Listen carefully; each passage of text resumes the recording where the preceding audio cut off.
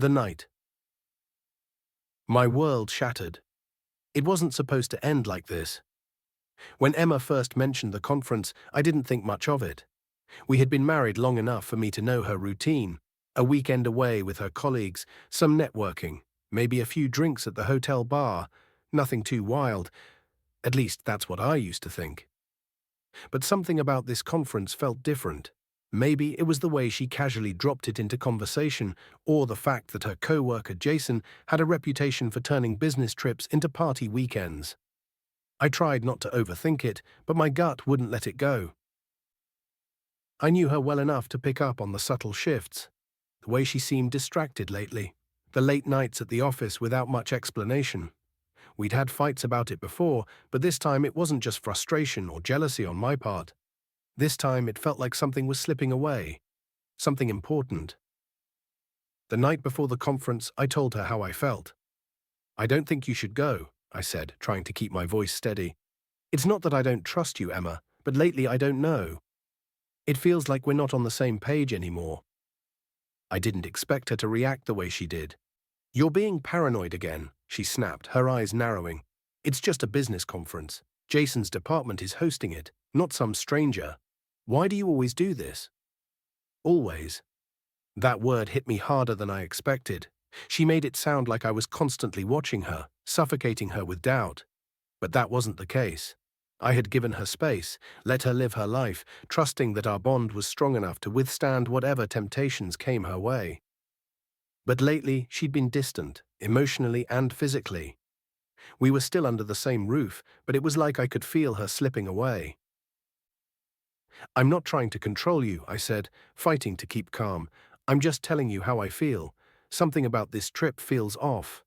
I don't like it. Can we at least talk about it?" She rolled her eyes, dismissing me as if my concerns were nothing more than petty insecurities. "Talk about what? You're acting like I'm going to run off with some guy the moment I walk through the hotel door. It's just a business trip, for God's sake." That wasn't it. It wasn't just a business trip. It was everything that had been building up over the last few months. The distance, the late nights with vague excuses, the way she no longer seemed present when we were together. I felt like I was losing her piece by piece, and this conference felt like a tipping point. But instead of pushing it further, I let her go. I don't know why. Maybe I was tired of fighting. Tired of feeling like I was always the one trying to pull us back together while she seemed more and more eager to drift apart. So when she left that morning, I didn't stop her. But I couldn't sit still as the hours dragged on. I found myself pacing the house, my mind racing with all the things I didn't want to think about. The silence was deafening. By midnight, I hadn't heard a word from her. No call, no text, just the cold, empty house. I made a decision, one that would change everything. I grabbed my phone, opened the tracking app we had installed months ago when she kept losing her phone, and I followed her. It felt wrong, invasive even, but at that moment I didn't care. I needed to know where she was, what she was doing, and I had to know the truth, no matter how ugly it was. The app loaded and her location popped up. I expected it to show her at the conference hotel, maybe at the bar nearby. Instead, it showed something that made my stomach drop, a hotel on the opposite side of town from where the conference was supposed to be. I stared at the screen, trying to process it. A different hotel? What the hell was she doing there? My heart raced. Anger and dread building inside me.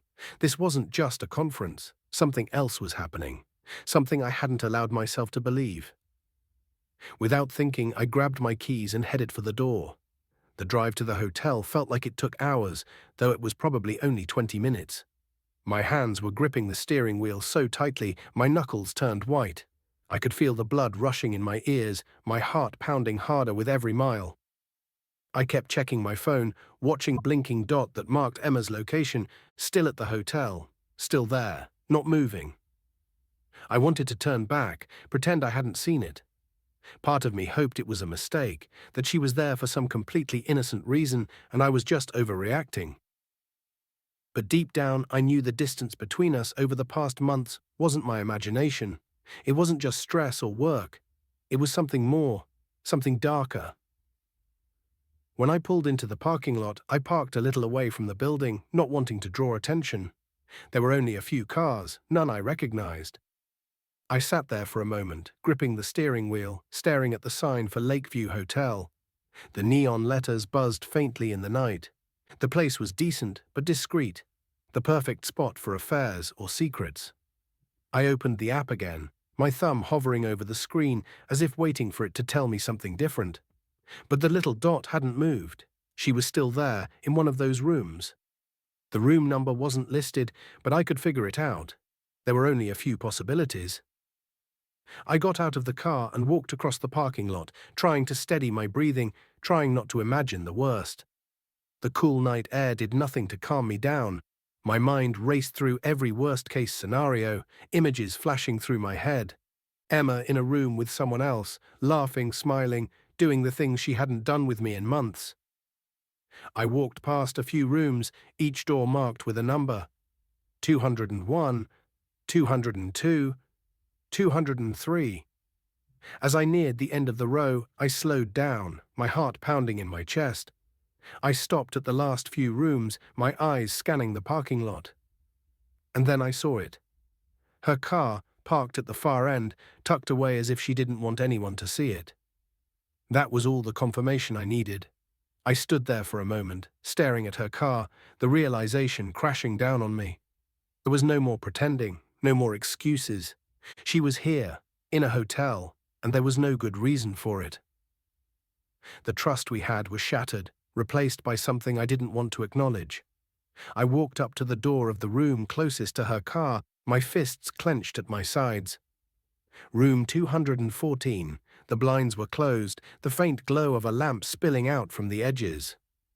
I hesitated, my breath shallow. Did I really want to know? Did I really want to see what was behind that door? Yes, I had to. I raised my hand to knock but stopped just inches from the door. Instead, I pressed my ear against it, listening. At first, there was nothing but silence, then faint voices, hers, laughing softly. A man's voice followed, muffled but distinct enough to send a surge of rage through me. I didn't need to hear more. Without thinking, I banged on the door, hard. The voices inside stopped abruptly. I could hear movement, shuffling, whispers, panic. My mind was racing, my body shaking with adrenaline. I knocked again, louder this time. "Emma, open the door!" I shouted, my voice cracking with anger. For a moment, there was nothing but silence. Then the door opened a crack, just enough for me to see her face.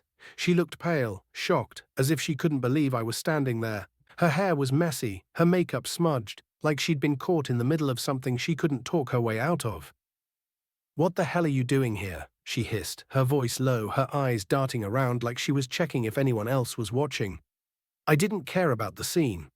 "What am I doing here? What are you doing here?" I shot back, pushing the door open wider. I could see the room now. A bed, rumpled sheets, and a man sitting on the edge, looking equally stunned. Jason, her co-worker, exactly as I'd feared. Emma stepped out, closing the door behind her, trying to block my view. "This isn't what it looks like," she said, her voice wavering. But her eyes gave her away. She was scrambling, desperate to regain control of the situation. I laughed, the sound bitter and cold. "Isn't it? Because from where I'm standing, it looks exactly like what it is." I couldn't believe this was happening. Couldn't believe how easily she had betrayed me after everything. After all the chances I had given her, she was here doing this. She reached out, trying to grab my arm.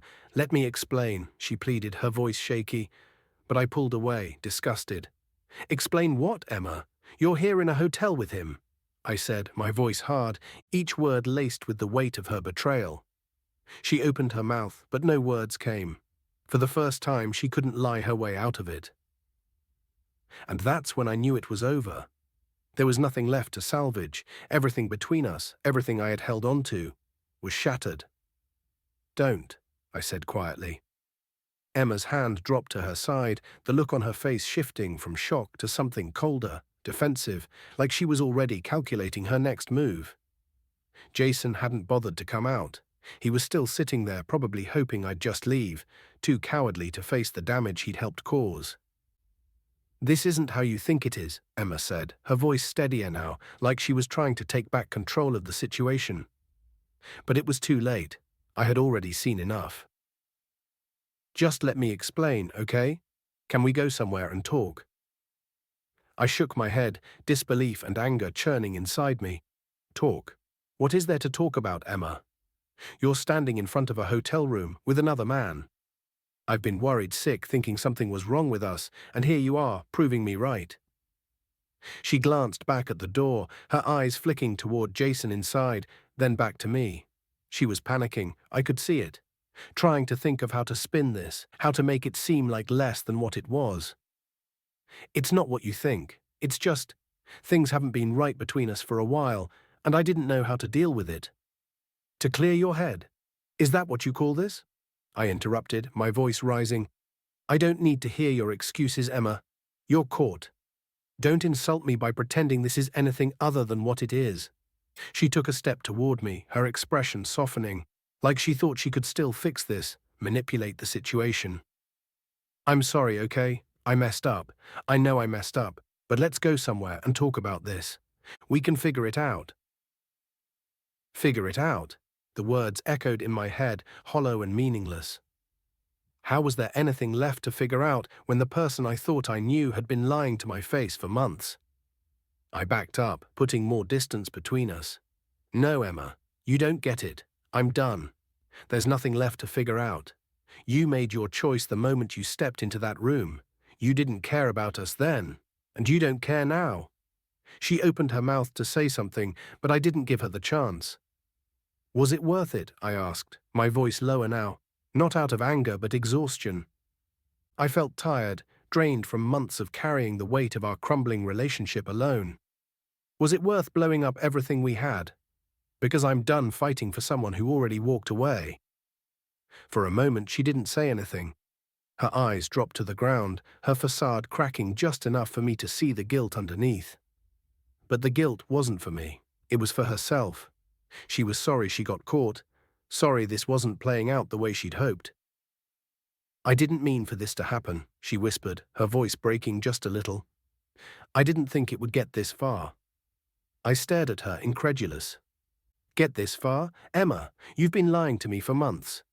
You've been disappearing, making excuses, and I've been sitting at home like an idiot thinking it was my fault. And now you're telling me you didn't mean for it to get this far. That's all you have to say." She looked up at me, her eyes pleading.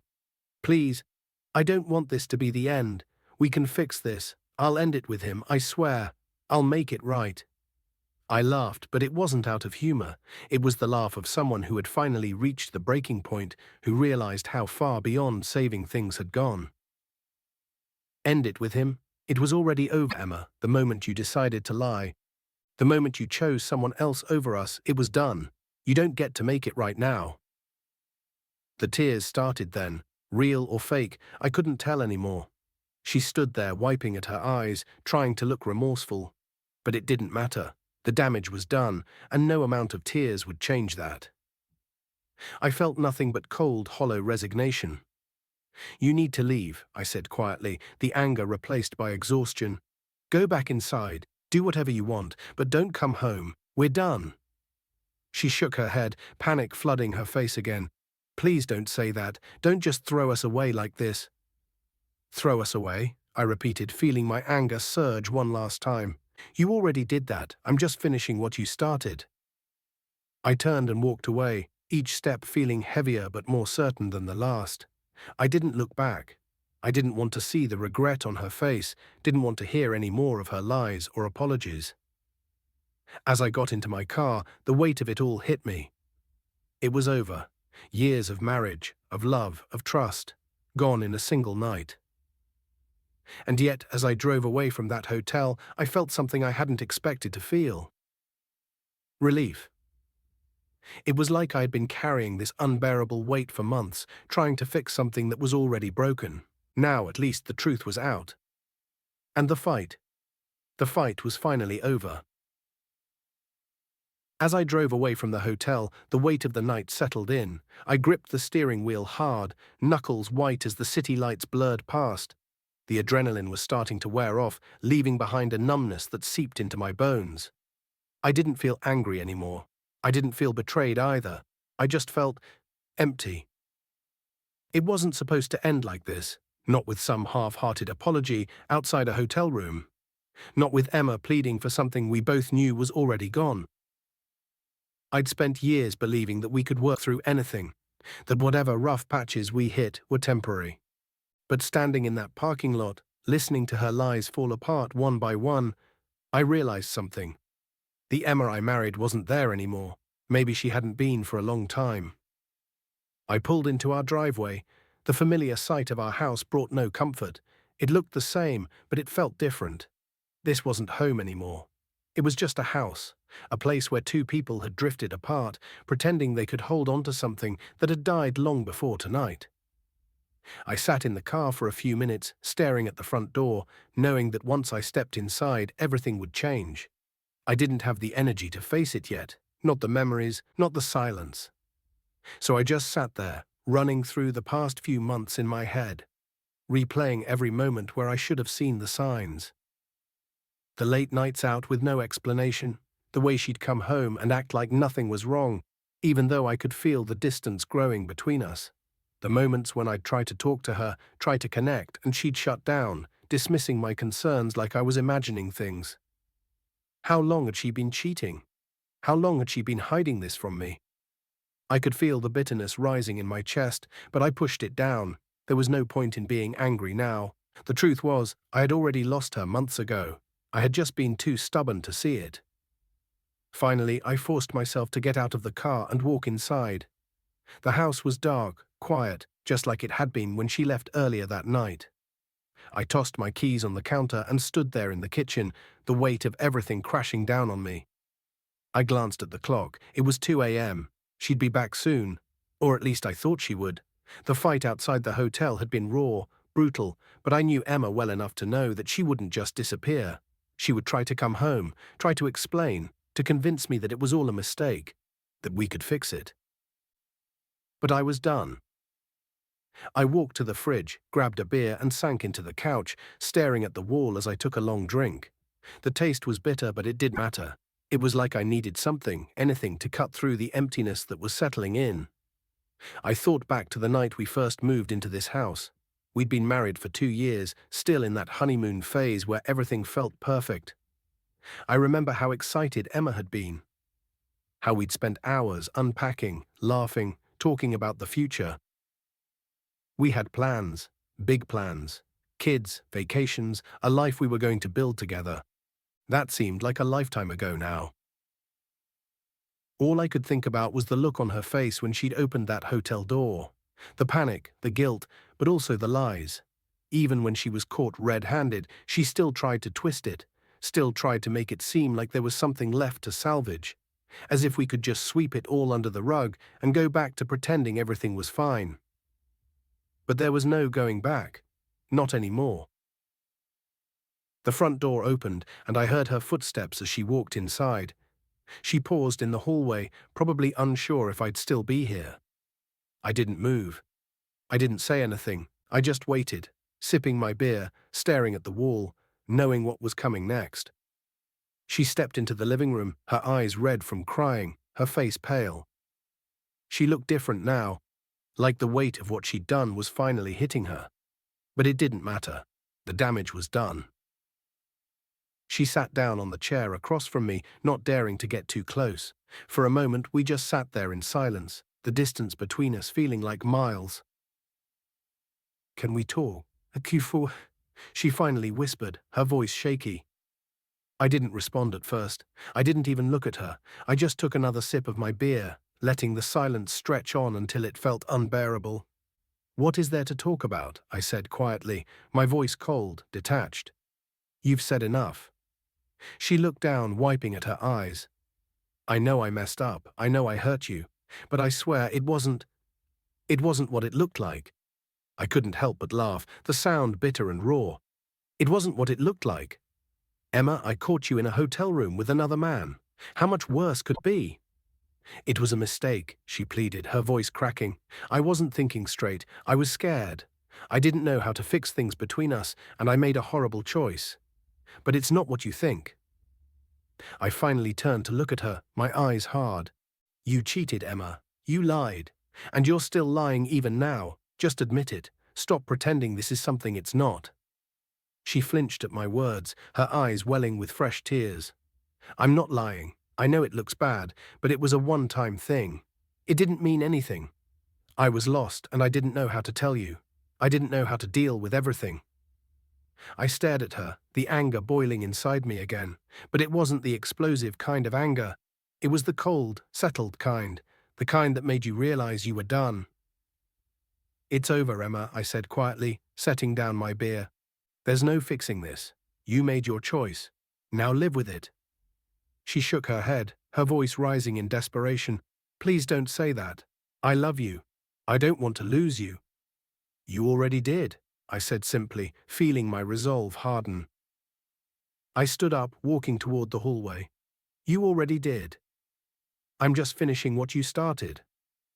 As I left the room, I could hear her sobs, but I didn't stop. The truth was out, and now it was time to let go. I walked down the hallway to the bedroom, closing the door softly behind me. Emma's sobs echoed faintly from the living room, but I blocked them out. I sat on the edge of the bed, the weight of everything pressing down on me. It was a strange feeling. Not the explosive anger or heartbreak I had expected, but a hollow kind of finality. I knew this was it. The room felt colder than usual, like it wasn't mine anymore. My eyes scanned the familiar space, the pictures on the walls, the small details of a life we had built together. Photos from vacations, our wedding day, smiles, moments that at one time felt perfect. But none of it seemed real now. It was like looking at someone else's life, someone else's memories. I stared at a picture of us on a honeymoon, a beach somewhere far away where we'd laughed like nothing in the world could touch us. How did it all fall apart so fast? Or maybe it hadn't been fast. Maybe it had been crumbling for a long time, and I just hadn't noticed until it was too late. Maybe Emma's betrayal was just the final nail in a coffin we'd been building together, brick by brick. A soft knock on the door broke through my thoughts. I didn't answer, but Emma pushed the door open anyway, her face tear-streaked and pale, like she was desperate to say one more thing, to change my mind. Can we just talk? Please, she whispered, standing in the doorway, hesitant, as if even she knew there was nothing left to say. I looked at her for a moment, the woman I had once loved, the woman I had built a life with. Now she looked like a stranger. Someone who had made choices I couldn't understand, someone who had taken everything we had and thrown it away for a moment of selfishness. What is there to talk about, Emma? I said, my voice flat. You think more words are going to change anything? That we can somehow go back to the way things were? We're past that. Way past it. She stepped into the room, her arms wrapped around herself as if she was trying to hold herself together. I know I ruined things, she said, her voice trembling. But I don't want to lose you. I'll do anything to fix this. I'll end it with him. I'll end it, I interrupted, my voice sharper than I intended. There's nothing left to end, Emma. I don't care about him. I don't care about your excuses. The moment you chose to walk into that hotel room, you ended us. Her face crumpled at my words, fresh tears spilling down her cheeks. Please, she whispered, her voice breaking. I love you. I know I made a terrible mistake, but I still love you. We can fix this. I know we can. I shook my head slowly, the sadness in my chest mixing with something colder. You love me, I repeated, my voice quiet. You sure about that? Because it doesn't feel like love. It feels like guilt. And that's not enough to fix what you broke. She collapsed onto the bed, burying her face in her hands, her sobs growing louder. But I couldn't comfort her. I couldn't reach for her like I used to. Because the truth was, I didn't trust her anymore. Not after this. Not after what she'd done. I stood up, the decision already made in my mind. I'm leaving, Emma, I said, my voice steady. I can't stay here and pretend we can fix this. We're done. She looked up at me, panic flashing in her eyes. What do you mean you're leaving? Where will you go? I didn't have an answer. I hadn't thought that far ahead. All I knew was that I couldn't stay in this house, in this life we'd built on a foundation of lies. I needed to be anywhere but here. I don't know yet, I admitted, but I'll figure it out. I just know I can't stay. She stood up, reaching for me, her voice desperate. Please don't go. Don't just walk out like this. We can go to therapy. We can work through this. I'll do whatever it takes. I stepped back, out of her reach, shaking my head. No, this isn't something we can fix with therapy, Emma. You crossed a line and there's no coming back from it. You made your choice and now I'm making mine. The silence stretched between us, heavy and unbearable. For a moment, I almost regretted it. Almost wished I could go back to the days when things were simple, when we were happy. But those days were gone, and pretending otherwise would only drag us both down further. I packed a bag and headed out the door. I didn't know what the future held, but I knew one thing. I was finally free. If you've ever been betrayed by someone you loved, you know the kind of pain I felt that night. Share your story in the comments below. Have you ever had to make the hard choice to walk away from someone who hurt you? How did you rebuild your life afterward? Don't forget to subscribe for more real-life stories and hit that notification bell so you never miss an update. Your support means everything to this channel. Adiso.